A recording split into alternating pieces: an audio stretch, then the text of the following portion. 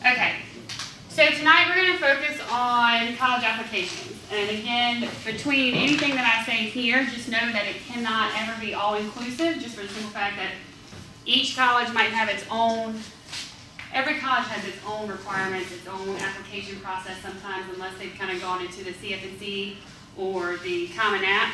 So I can tell you basic information that I know 90% of all applications are going to ask for, but there might be a random question on an application, especially if you're looking at some private schools or some out-of-state schools, that I'm not necessarily going to cover just because it's not something that's common.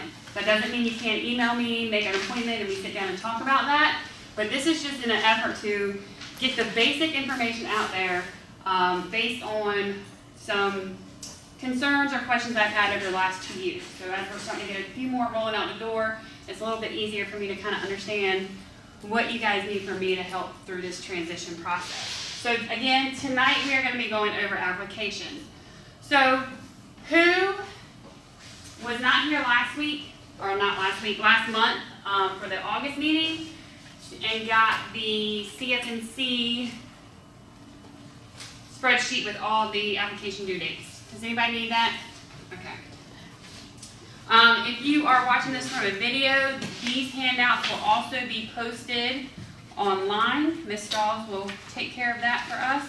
So you will be able to access that there. So who needed one? Okay.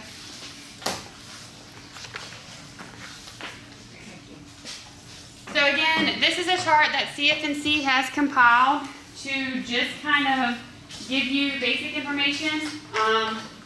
Again, it's secondary information, so if you have any questions, I would definitely go to the individual school's website and double check their deadlines and admission deadlines, due dates, etc.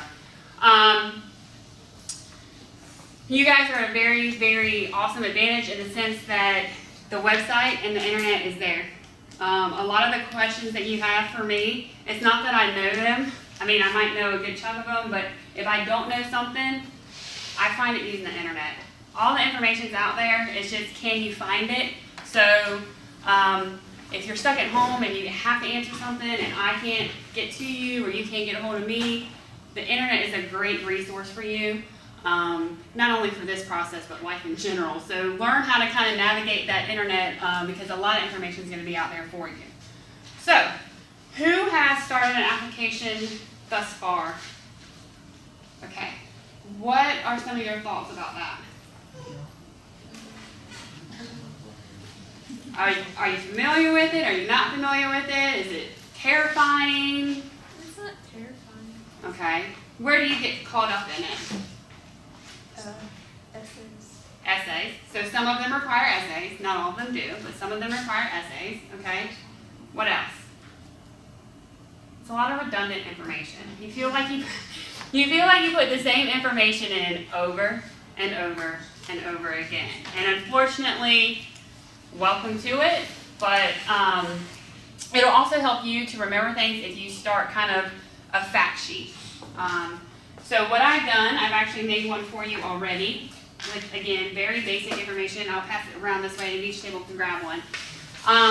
This fact sheet was pulled from the Common Application, and the Common Application, if any of you have done one, the Common Application can be found at commonapp.org. NC State uses the Common Application. There are a lot of schools that use the Common Application, but not everybody does, so just keep in mind about that. But 700 colleges are online through the Common Application. The thing that you need to know is if you're required to use the Common Application, there might be an essay portion or there might be something about why you should be considered for enrollment. Be mindful that if it's in the general application part, that goes to all colleges that you apply to. So you don't want to get in there and say, I want to be a member of the Wolfpack, and then UNC gets your application because you've applied to both using the Common App. Well, UNC now knows what your number one choice is. Not that that may or may not make a difference, but you just need to be mindful of what information you're putting in the general application area for this, because it does go through all of it.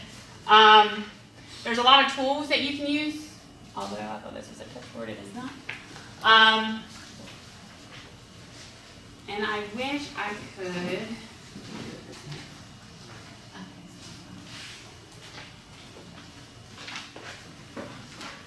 So you just created an account. The good thing about this one is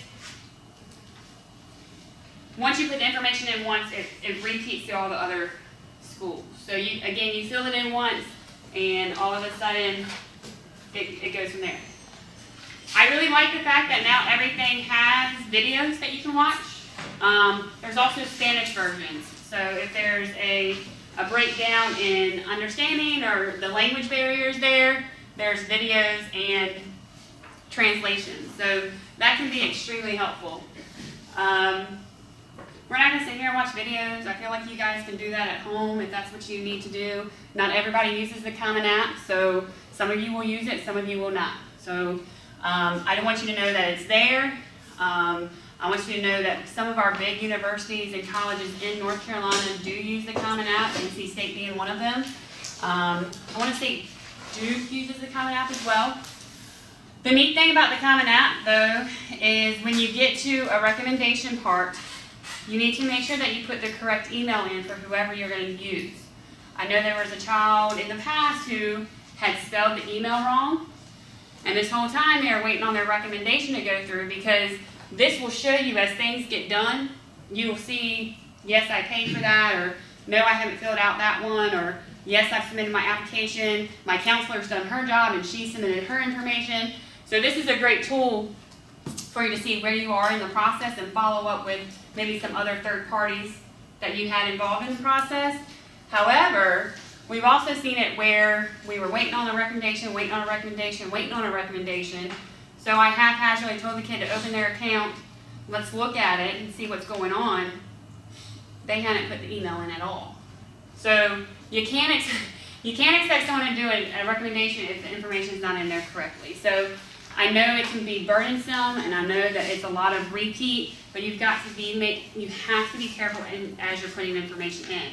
Same thing goes with, we had a child go to NC State who had their birth dates one thing off. And unfortunately, it just wasn't caught. They were doing it in a hurry, or they just had so many that they were doing, and it was an easy typo. However, that then prevented ACT scores from being matched.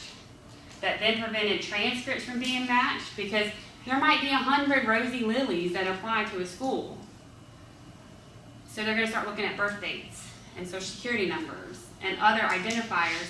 And if your information does not add up, they're not going to put your file together, and then you're going to have missing information. So make sure when it gives you the option to review, you really review it. And maybe having your parents review behind you, because 2 eyes are always better than 1, would be very helpful as well. So you guys notice high school names. Sometimes it doesn't fit, so get creative. I do any regional, and I don't necessarily spell out regional, so any REG, biotech, and ag. Sometimes if it doesn't all fit, NERSA can work too, but sometimes people don't know what that is when you get outside of this region. So if it doesn't all fit in there, abbreviate it as best you can to get everything kind of in it. You guys should know the address, but if you don't, there it is. Our CEB code. Who knows what a CEB code is? Anybody? The CEB code is what you use to put on your ACT, SAT. It's our school identifier for placement testing. It's our school identifier for colleges. Every institution, K through 12 and post-secondary have CEB codes. So our CEB code is 341961, and so that's in there as well. I put your graduation date on here, and note that it might not be the day we're actually having a commencement. The commencement is ceremonial. It's a great event and whatnot, but as far as graduating, it has no relevance in terms of your transcript. So if I put on here 12/18/17, and you know that graduation is really January 6th, your transcript is going to say that you graduated December 18th. And there are reasons for that that are way beyond my control or what needs to be known. But just know that your graduation date and your transcript date and the day you actually walk could be different. For now, I put the spring one as 5/19. However, that should be 5/19/18, so check that error. But that for now, I put that on there because the colleges, that'll be fine for them. They just need a roundabout date. A lot of them will just ask for month and year.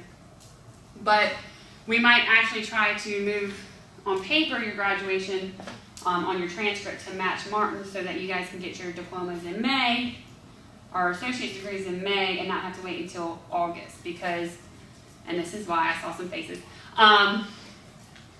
legislation states legally you cannot get an associate's degree from a post-secondary school until you've graduated high school because there's a sequence of degrees.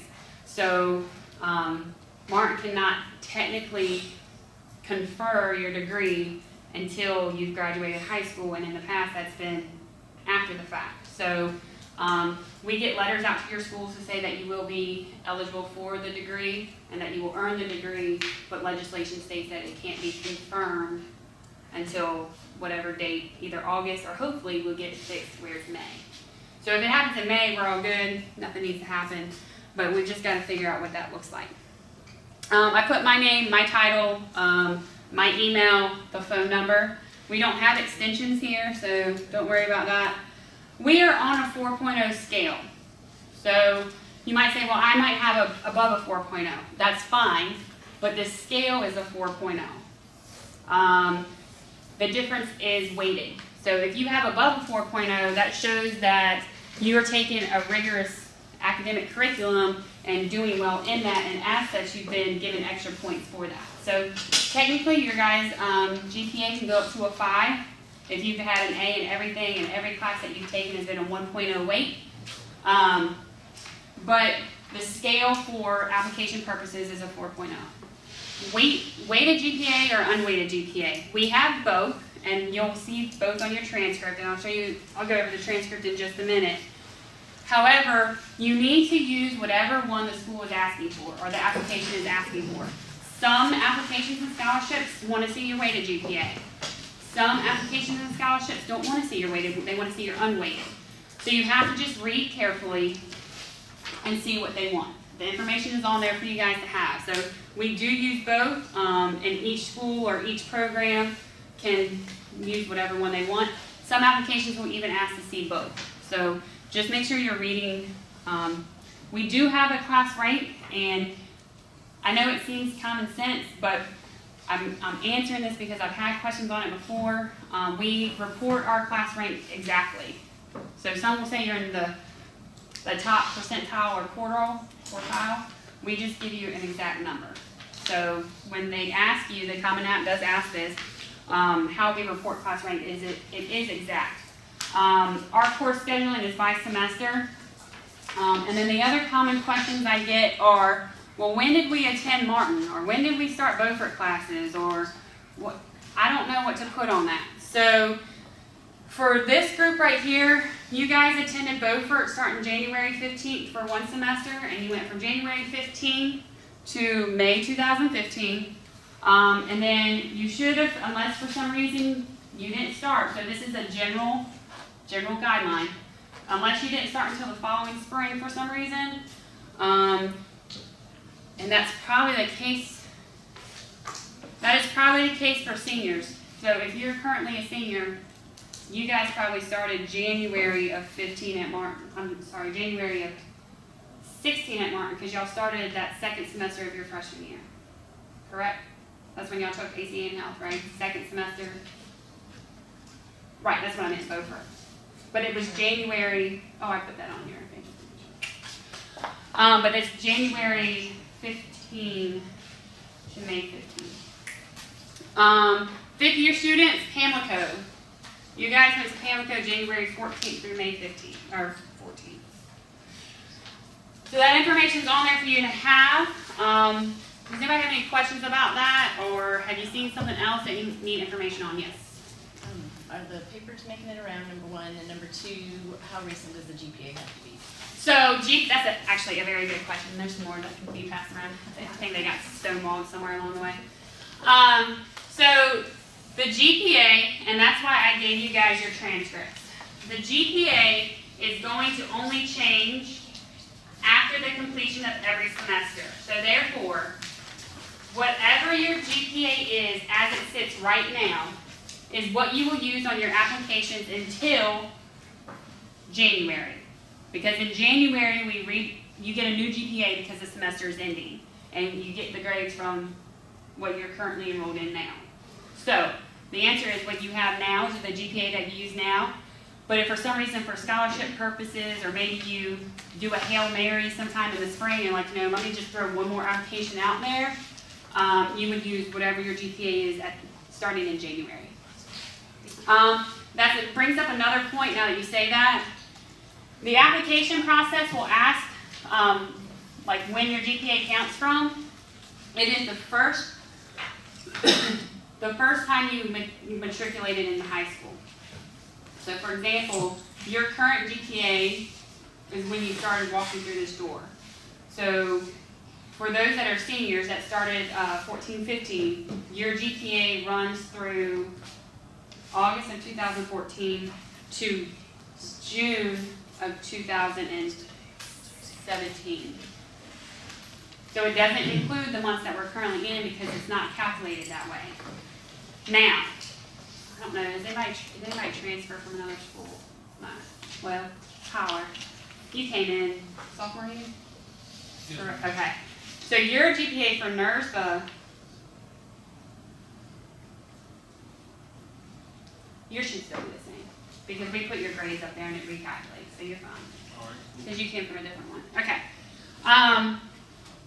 Also, your GPA is only up through the second semester of your junior year. So when it asks what your GPA is, make sure you let them know that it's only up through your junior year, or you use those dates, and that will be asked. So when you're looking at your transcript, you can kind of look at your grades. You can also see kind of how the weighted versus unweighted works. The credits earned, those are only high school credits, so don't, well, I thought this class was 3 credits. That's a totally different ball game. This is just high school. So when you look at the last page, under your performance information, that is where you're going to find a lot of information that these applications and scholarships want. So on the back page, under performance evaluation or information, it'll tell you the last day your grades were calculated. However, I would ignore that and just use the last day of the spring semester, last semester. Your your cumulative GPA weighted is the first score. Your cumulative unweighted is the score underneath, and then your class rank is the third number in that line. The points really don't matter. The credits may or may not be asked. I honestly haven't seen that. So really that left-hand column is kind of what you want to look at. So does anybody have questions on how to look at this transcript and see where to pull the information that they need in order to fill out these applications? All right, so the other thing is, we talked about high school. The one thing I did not do, and I should have, and I apologize, is print out your most recent college applications. Transcripts. However, if you're applying as a freshman, and we're going to go into that next. If you're applying as a freshman, they're not going to ask your GPA for college. They're going to ask your GPA for high school. It's if you decide to go down the transfer path and apply it as that kind of student, that they're going to be looking for your college GPA. If you need your college GPA, you can go by Martin's registrar's office and ask for an unofficial copy of your GPA and get it, or I think I have most of them as well, as long as I have transcripts from the summer. So, all right, am I a freshman? Am I a transfer student? How do I apply? So, that's probably one of the biggest gray areas, and it's going to continue to be a gray area because it's still new. It's still new. In fact, this time last year, we didn't even know what our options were because legislation hadn't agreed upon anything yet. So it's still a fairly new concept. So this is information, I pulled it from 2 different schools, so you can kind of compare and contrast. The first one that you're going to get is from NC State. This is a message from NC State, and again, for those that are viewing the video, all of these handouts will be put online as well. We are Cooperative and Innovative High School. So if you see Cooperative and Innovative or you see CIHS, that is what we are. Now, you might also see the acronym CCP. CCP is College Career Program. Anyway, CCP. We are not a CCP, we are CIHS. However, sometimes those go interchangeably. So just keep that in mind on the application. Some schools are not going to distinguish between whether it's a CIHS program or a CCP program. They just see it all as early college. So be mindful of that. All right. So last year, Cooperative and Innovative High Schools were given special permission to UNC system schools. That's big right there. It's UNC system schools. So this might not even apply to Campbell or a private school or an out-of-state school. So it's those 16 UNC system schools. It's public schools, okay? Now, that's not to say that the private universities aren't doing it too, and that's a question that you might want to talk to an admissions officer about, but the legislation is for only those 15 or 16 public schools. Pretty much it says that if you are graduating with an associate's degree and you're applying for admission, you have the option of being considered as a freshman or as a transfer student. Now, we kind of touched on this in the last session. What are the differences in terms of evaluations if you apply as a freshman or a transfer? Anybody want to guess at that? I don't remember. Okay. Let's see.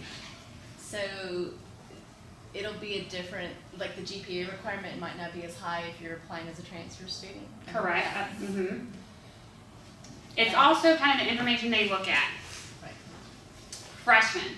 That's going to be your traditional high school student. They think about it from generations before where they didn't do early college.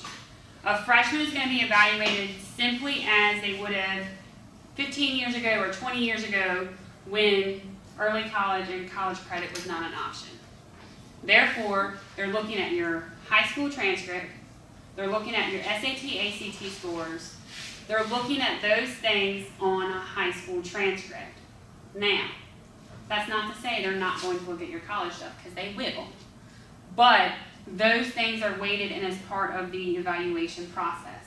Now, say you have the GPA, and you have the college credits, and you have all that information, but you just cannot get that ACT or SAT score that you really need to be competitive in the application process. That's when you might want to start considering a transfer route. And the reason being is the ACT and SAT score go out the window. And that is simply because those scores are meant to determine college readiness. But if you have transferable credit and you have a college history, then you don't really need an ACT, SAT score to determine if you're college ready. Those grades have already done it. Now, that being said, your college GPA, you're still going to have to submit your high school transcripts, you're still going to have to submit the same paperwork, but your college GPA is going to carry more weight than your high school GPA. So there are some students who maybe floundered a little bit 9th and 10th grade and maybe got it together by the time we start taking college courses, and maybe their college GPA is like a 3.8 and their high school GPA is not so 3.8. You know, really though, I think it comes down to that testing piece. And there are some other caveats as well. If you apply as a freshman at NC State, you have to live on campus. You have to. I mean, you have to. If you apply as a transfer student, you might not have to. Or you don't have to. Now, I do know some of our students have gone in and gotten waivers because they've gone in and said, hey, I didn't apply as a transfer student, but I'm coming in as a junior. What do we do? And there's been some stuff, but housing changes, some of your, some scholarship options, but at the same time, there are options for transfer student scholarships that freshmen aren't eligible for. So, I mean, that's kind of give or take. But the main thing is how you're evaluated and who else you're being evaluated with. If you're applying as a transfer, you're applying with other students that are coming in from other 4-year or 2-year post-secondary institutions. If you're applying as a freshman, you're only being considered with other high school students. So that's probably one of the biggest things that y'all are going to have to decide. So this was NC State's.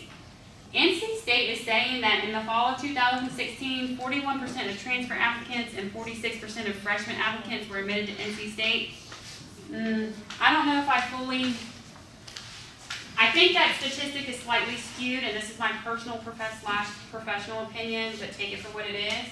I think it was slightly skewed because the number of transfer applications are going to be significantly less than the number of freshman applications. So yes, 46% versus 41% might have been accepted, but that 41% of a freshman application pool might have been 5,000 out of 500,000. I know that's not 24%, don't get me on my math. But the other side of it, it might have been,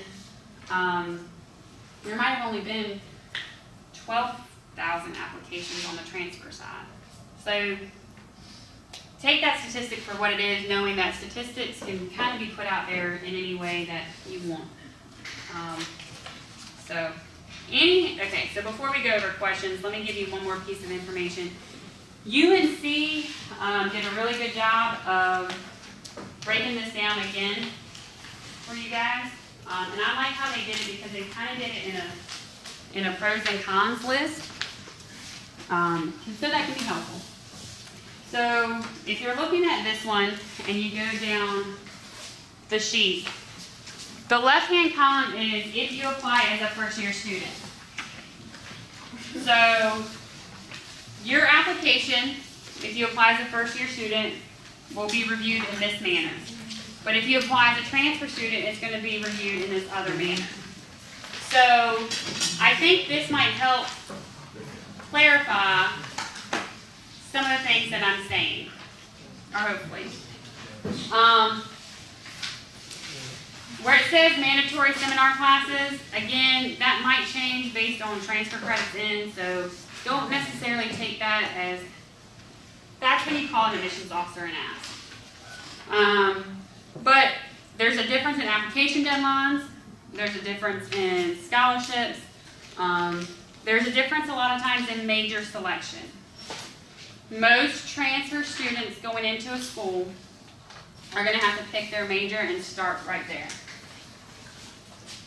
So if you're like undecided, for example, or you're not sure, you're still trying to decide between one or two programs, you need to apply as a freshman. And the reason being is if you apply as a transfer, they're only going to allow you to pick one at this particular school.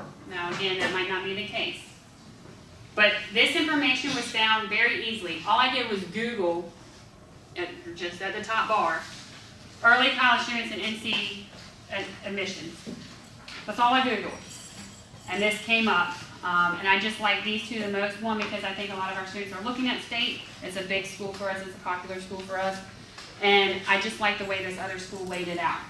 I wasn't going to print 16 of them, but if you want to go and look and see what UNC Wilmington's looks like, I'm sure you could Google UNC Wilmington's admissions process transfer or freshman and get the same information. Questions or comments about the confusion or the decision between applying as a freshman student and as a transfer student? I know you said last time that a person could actually apply as a freshman initially and then choose to reapply as a transfer student if it turned out that, okay. Just so some schools allow that to happen. If you call and say, hey, can you move my application to the other side of the table? Some schools, like ECU, for example, are going to require you to go back in, submit a new application as a transfer, and pay a new application fee. So sometimes it's about that money. but at the same time, that is an option that you can look at as well. Now, while we just mentioned application fees, again, there are waivers. So if application fees are a hardship, or it's just an, I don't want to say inconvenience because they're an inconvenience for everybody, but if there's an issue with you applying to schools because of the application fee, I can get waivers. If I've given you an SAT or ACT waiver, you have 5 schools per waiver from that. There's waivers through the Common App actually has a waiver. The ACT, SAT have a waiver. I have a specific waiver that goes beyond the ACT, SAT that I can use, and then there are some schools that just don't accept waivers, period. The community colleges are all for free. You don't have to pay anything for the application fee for community colleges. Some colleges say if you apply online, we won't charge you, but if you apply on paper, we will. Campbell does that, actually. So if you apply to Campbell online, it's free. If you turn in a paper pencil, it costs an application fee. So just be mindful of that. I have one quick question. Yeah.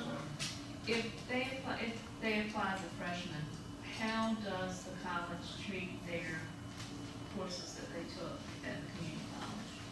Do they treat them as high school courses? Will they have to repeat those if they go within their major? Oh, no. So I was going to save that for another, I was going to save degree tracking for another thing, but I'll just touch on it real quick because I think that is a big question. So just so you guys know, because I'm not sure if everybody knows it. So we were going to go over that definitely down towards February was when we were actually going to sit there and do like the transcript and degree evaluation. However,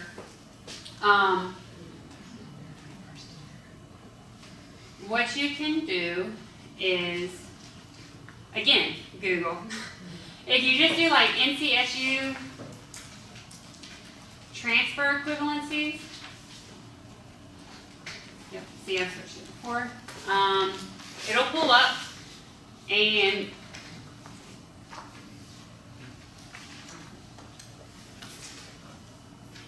you would go to, normally you pick it by state.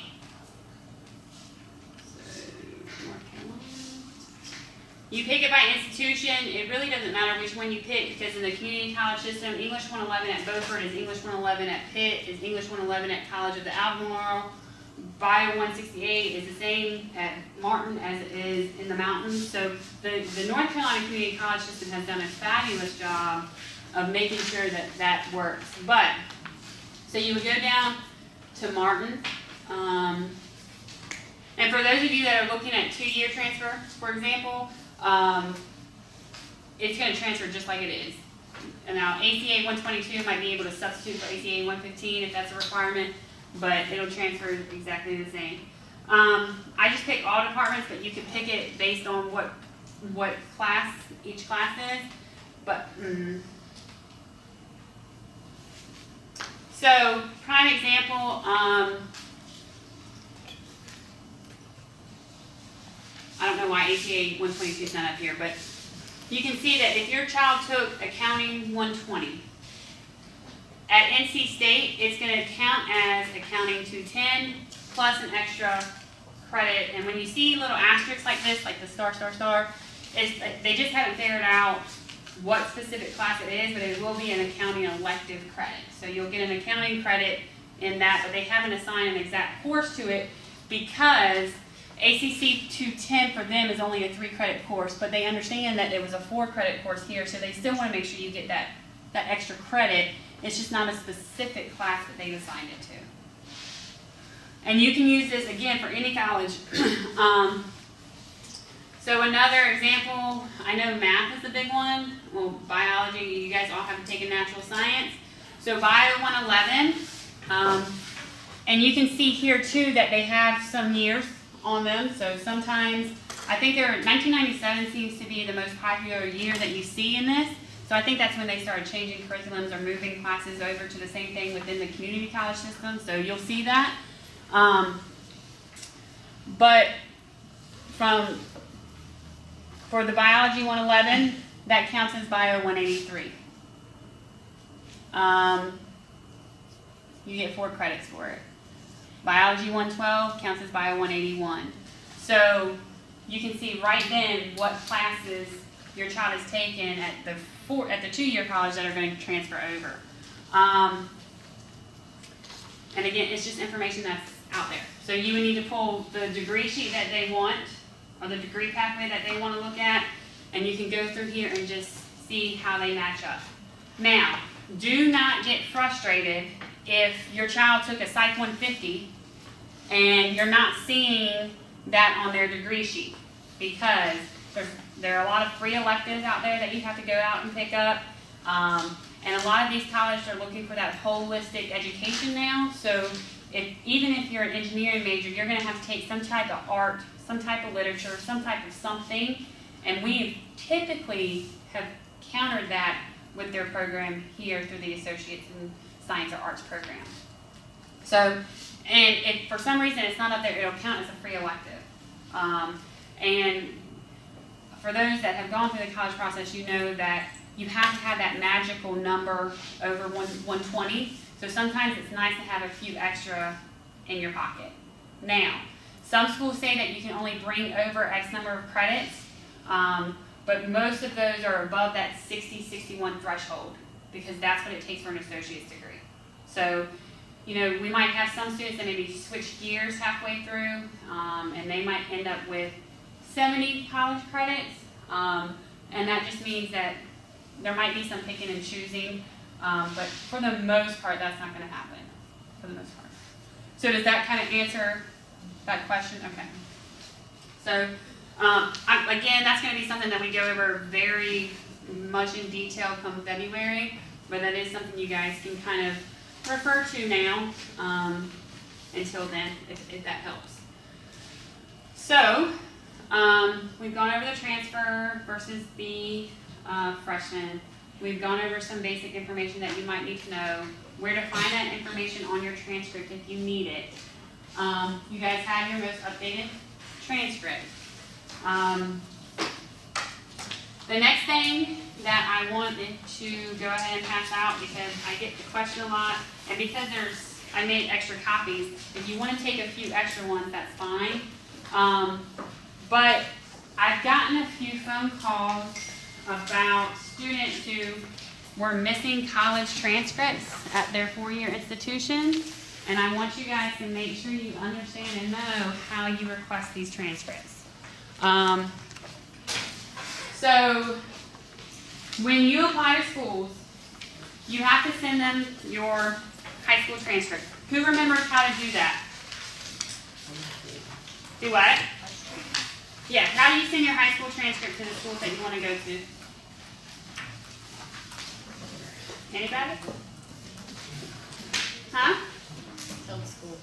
Do what? Tell the school? Tell the school. Yeah. No, not unfortunately, very fortunately for me, CFNC has combated that, and with PowerSchool, transcripts are sent electronically now, and instantly for the most part. So, if you are sending a high school transcript, again, you've got to go to your CFNC profile under the basics, and you need to make sure this information is not valid anymore, so it doesn't matter. So you can't find me at this address if y'all really want to, just a heads up. When you go in, you need to make sure that your account is connected to the Northeast Regional School of Biotechnology and Agri-Science. And you need to make sure that your NC student ID number is up here. I was not a student in North Carolina here in high school, so I don't have one. But that is that number. If you don't know it, you can refer to your transcript that I gave you.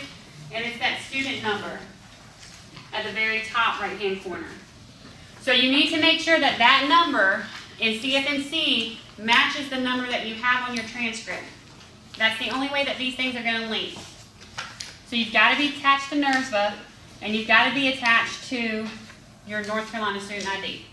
So you make sure that's right. I personally would probably put your social in there, but that's completely up to you. If you put it in here, it just transfers it over to the application if you use CFNC to apply, okay? So once you do that and you make sure that information is correct, you come over here to the apply section, and you apply to college. It's the application hub, and it's a request a transcript. I obviously can't find one, or I can't request one because I don't have one to request, but what you would do is you would select whatever colleges you want to send a transcript to. So if you know that you're applying to A&T, sometimes it works. Okay, so there's A&T, you just select. It might not let me because I don't have the information up here. You just select North Carolina with a little check mark, and then you come over here and hit request my transcript.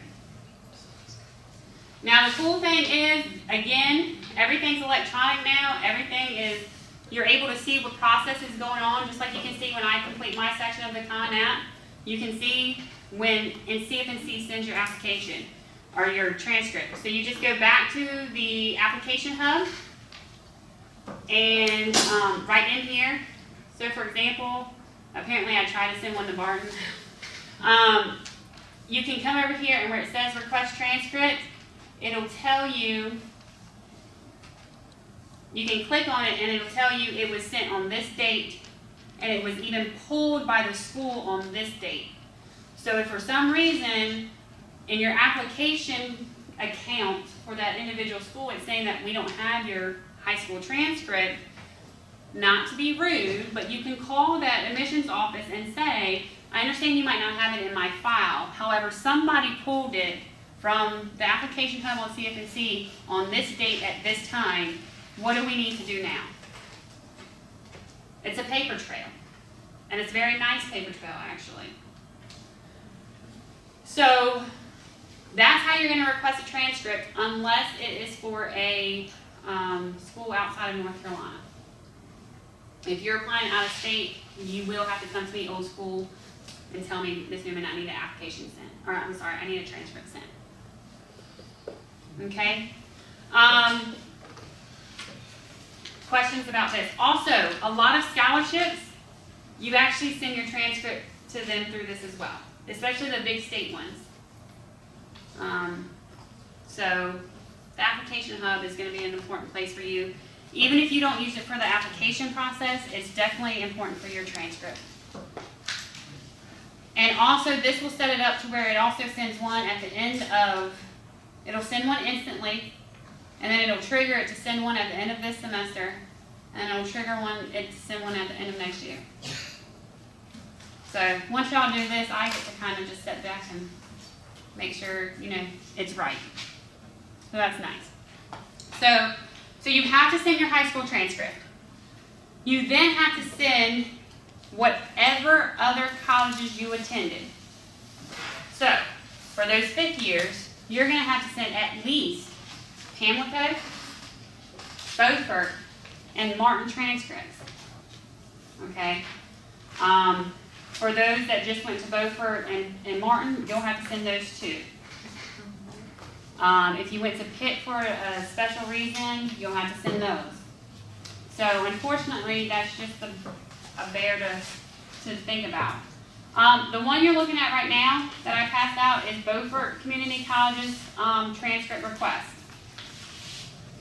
Where it says name of school or agency to receive the transcript, this is where you can decide, I'm just going to request, I know that I'm applying to X number of schools, I'm just going to request 7 individual copies to come to my address so that I can put them all together in one envelope and send it, and I know exactly when they were sent, and I can even get a confirmation from USPS. So you can do that. Or you can fill one of these out for every school that you plan on applying to. So you just have to take your pick. So if you're going to use yourself, you just put your name, the address that you want it sent to, and go on. If you're going to send it straight to the school, all you do is you go to the school's website. Again, I'll use NCSU just because it's one that everyone gets to go to. You go to their admissions page, and you get their contact information. So if you're sending it straight to the individual school, you would need to find it one.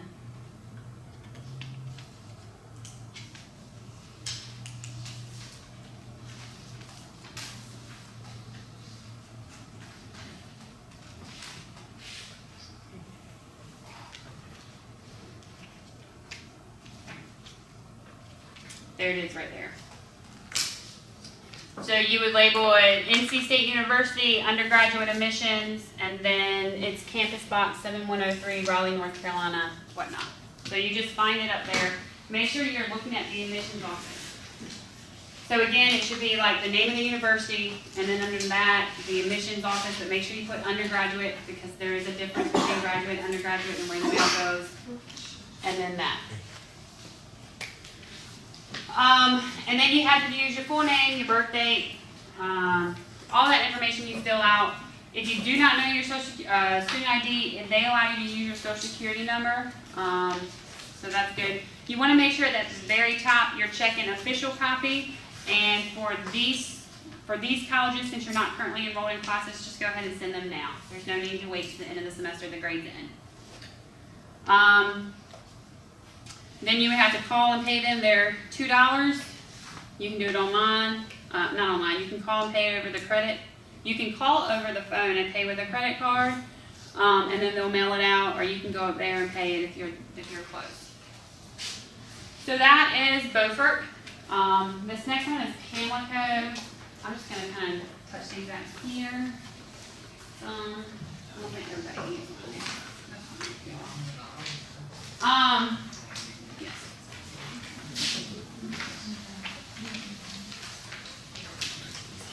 So Pamlico, it actually charges you $5 a piece. Again, you want to make sure that you're selecting transcript. They tell you how to contact and pay. Same information goes in. You want to make sure that you're selecting curriculum. You guys have gone through curriculum studies, not continuing education. So there's your paperwork for Pamlico. And even though you guys are on campus at Martin constantly and can do it through the registrar's office, I've also printed off some Martin requests, so you can take that and you can drop these off and pay on campus while you're there. Again, you guys are looking for an official transcript. Your student number, if you don't know it, just put what you have. When you log into Blackboard, it's like your first initial, last initial, and it's either 98. Most of y'all are 98. So your student number, you can just put the 98 whatever, if that's what you want to do, or you can look up the full one. And then you can pay and take care of it. Any questions about how to request high school or college transcripts, how many you need to do, what you need to do for the application process? Yes? If you do them online through that hub, you don't have to do this. Oh, yes you do. Oh, you still The hub is just for high school, and I think that's where the confusion comes in.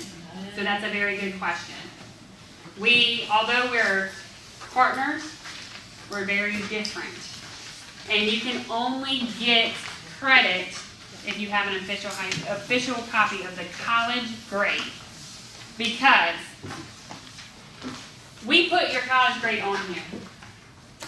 It's on your high school transcript because you also get high school credit. But the colleges do not care what classes show up on your high school transcript. They're going to want to see it on your official college transcript. And even so, like all your grades from Pamlico and all the grades from Beaufort went to Martin, or should have gone, they're at Martin. But you still have to have an official score from that school to get college credit. So that's kind of how so that's an excellent question, yes. You have to request it from every entity that you've attended. And they have to send it directly to the school, or they can send it to us? They can send it to you guys as long as it's official. And You guys know like the old school paychecks, and they might not be old school anymore, but they came sealed and you had to like tear and tear and tear. Okay, that's how it comes to you, like that. As long as it's sealed, without any corners ripped off or whatnot, it's considered official. So whether you hand deliver it, or whether you mail it to that admissions office, or whether they mail it, as long as it's sealed, it's considered official. Now, once it's open, or once it's ripped, it's no longer official and they're not gonna take it. So if we're applying on the, with the common application, it still needs to, you fill out the common application and then the transcript goes separately, correct? Yes. Yes. So will you wanna go ahead and request a transcript now and then an official one for later also? No, I would go ahead and request official ones now, especially the ones that you guys aren't currently attending, so like the Boca and Pamlico. However, for application purposes, I would also go ahead and request an official copy from Martin now. Just know that next semester, however, once you decide on what school you want to go to and you make that decision, you would then, at the end of the spring semester, send an official copy from that school once again to that one school, not all the ones that you apply to, but that one school that you have decided to go to, because there's additional grades that they need to. You need your credits from the fall and the spring, and you're not going to get them unless you send an extra transcript at the end of the May or at the end of the spring semester. Does that make sense? So once for the application process, once after your admissions. Yeah, and while we're talking about that, if you apply to a school and they make a decision based on your fall GPA and where you are as of right now, for the most part, they're going to honor that, even if you stumble a little bit in the spring. However, A, they don't have to, and B, if you go from one end of the section to the other, they do request that. So they will see that, and you might get a letter saying, well, sorry, but that's not really going to be it. Yes, sir. To follow up what Ms. Newman is saying, there have been kids who had super duper grades, getting into the honors program, the ECU, particularly Quincy Chapel Hill. And this thing called senioritis I told you about, that sets in, and you just say, oh, what the heck, I'm in, I don't have to do anything else. They can deny your admission. Please, you cannot develop that little problem I talked about, okay? Because they have the ultimate right to deny you the opportunity to attend. Now, that happens a lot at UNC Chapel Hill, okay? So what you say is indeed correct. I know that some of this is, I struggle with what is common sense versus what is not common sense when I do some of these things, and it's not common sense. Some of the questions can be common sense, but the process itself is not. So I'm not going to sit here and fill out every box for you guys. I think y'all can read and figure out what it means. But for those that haven't seen an application, especially an online application, because I know things have changed over the years. Even in those 3, when I graduated, I was doing all paper applications. There was no online anything. So at least you guys have that option. This is a lot of the applications are set up like this, where you have the different sections that they need you to fill out, and you can kind of hop between, but make sure you always hit save, just a heads up. And you're just going to go through it. Again, the enrollment term, that is when you plan on starting. So if you are going to start in August, that is actually a fall term. If you're going to start in January, even though it's freezing cold, that is considered a spring term. So for those graduating in December, when you apply, you're going to be selecting January, unless you're going to take a semester off. Most of you guys are not going to select summer. A lot of programs won't even take you in the summer. So you're really either looking at fall or spring. And again, spring is in January, fall starts in August. This is where you have to decide, are you doing, okay, I didn't put that out there. Are you doing early decision, regular admission, transfer, or a readmit? And not all applications have all these options. But, And they did not give you, oh, there's the transfer option. So you pick. You might also see high school student with college credit. If that's the case, select that one. Because I think the schools are trying to figure out how to classify this as we get through it. So some of them have it classified a little bit different. So you just have to kind of roll with the punches on that one. Name and address. Be careful if you're a junior or whatnot. Make sure you are consistent with that all the way through. Most of you guys are. If you have a preferred name, go ahead and put it out there. If you've changed your name for any reason, make sure you put that in there. Your permanent address, that is going to be critical for in-state tuition and residency status. So make sure you use a physical address there. And then you can put a mailing address in after the fact. Now, if you notice, some of these are already filled in for me. If you've done part of the CFNC piece correctly and you've actually taken the time and you've applied to the school through the application hub, that information transfers over. So it could be helpful there. Mailing address, there it is. Personal information, they've got all that. Veteran, okay. If you are a child of a veteran, you better be selecting that because there are so many programs and scholarships and additional opportunities for you. So do not ignore that if that is something that applies to you.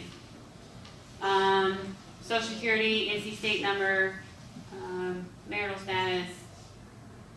You do not have to fill out religious affiliation if you don't want to. The criminal history, if you've gotten a speeding ticket and then it is absolved, don't put yes on there because then you're going to have to jump through hoops and say, well, so. The other question that you might see is, have I ever gotten in trouble at another school? And I tell this story with love, but we had a student who did have a little bit of a mishap in their first year. Nothing formal. It was just a conversation between a teacher and that student after the behavior occurred. And to them, that was getting in trouble. So bless their heart, they sat up there and they clicked yes, trying to be as honest as possible. And then I get a phone call that says, well, they won't accept my application unless I get a certified letter from you guys saying that I haven't been a problem. And I was just like, this was for a minor conversation about one behavior that was corrected. So if you have not received a formal piece of paper saying you have been suspended or punished or whatnot, the answer to that question is no. Okay? So I appreciate the honesty, but at some point that was a little bit misinterpreted. So anyway, high school, you should be able to find this on everything. A lot of times it's easy to search by, I put AgriScience in, and normally it pops. Sometimes maybe it doesn't. If you can look for, there it is. And we are abbreviated a little bit different every time. So as long as you see that, then you're good to go. So you would select that, and it'll fill in the information. We are a public school. We are not a charter. We are not private. We are public. So a lot of people know we're public, but sometimes they confuse us with charter. We are not a charter school. We are a public school.